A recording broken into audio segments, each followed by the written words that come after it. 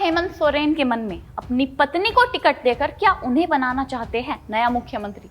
नमस्कार, आप देख रहे हैं VU1 न्यूज। मैं हूं आपके साथ अनुष्का पवार। जैसा आप सभी को पता है, देश में चुनावी माहौल जारी है। हरियाणा और जम्मू कश्मीर के चुनाव के बाद अब झारखंड और महाराष्ट्र में चुनावी लहर उठ गई है। चुनाव आयोग द्वारा इसकी घोषणा भी कर दी गई है। झारखंड में 81 सीटों पर 2 फेजेज में चुनाव होंगे, 13 नवंबर और 20 नवंबर, जिनके नतीजे 23 नवंबर को घोषित किए जाएंगे।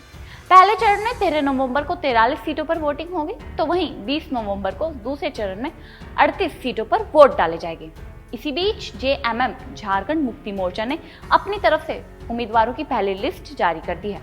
लिस्ट के जारी होने के बाद हेमंत सोरेन को अपोजिशन द्वारा काफी आरोपों का सामना भी करना पड़ रहा है, क्योंकि हेमंत सोरेन ने पहली ही लिस्ट में अपनी पत्नी कल्पना सोरेन को टिकट दे दिया है, जिससे कहीं ना कहीं यह नजर आ रहा है कि वे अपनी पत्नी को चुनाव लड़ाकर एक तो महिला वोट को अपनी तरफ आकर्षित करेंगे और शायद आने वाले समय में झारखंड की मुख्यमंत्री भी उन्हें बनाया जा सकता है।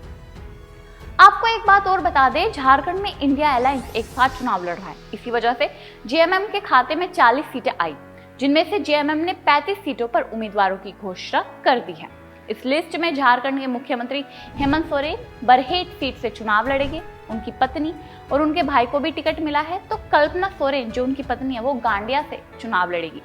उनके भाई बसंत सोरेन दुमका सीट से उम्मीदवार है। वहीं दूसरी तरफ हेमंत सोरेन बीजेपी पर निशाना भी साधते नजर आ रहे हैं। उन्होंने अभी एक बयान भी दिया था, जिसके बाद उन्हें काफी चर्चा बटोरी। उन्होंने बहुत सारे एलिगेशन का सामना करना पड़ा। उन्होंने कहा था कि JMM नीट सरकार के बीजेपी की ओर से रची गई साजिशों के बाद अपना कार्यकाल पूरा करने में सफल रही है। यह बात उन्होंने इसलिए कही क्योंकि अभी कुछ महीने पहले ED ने उन्हें गिरफ्तार कर लिया था, जिसके बाद चंपई सोरेन को झारखंड का नया मुख्यमंत्री बनाया गया था। लेकिन जब हेमंत सोरेन जेल से बाहर आए तो चंपई सोरेन से उनकी पोजीशन छीन ली गई और कहीं ना कहीं ये बात चंपई सोरेन को बुरी भी लग गई, जिस वजह से उन्होंने JMM का साथ छोड़ दिया और बीजेपी में शामिल हो गए। तो अब CM सोरेन भी आरोप लगाते नजर आ रहे हैं कि भाजपा ने नेता राज्य के खनिज संसाधनों पर नजर गड़ाए हुए है और उन्होंने मतदाताओं से उनके वादों के प्रति सतर्क रहने की अपील की है।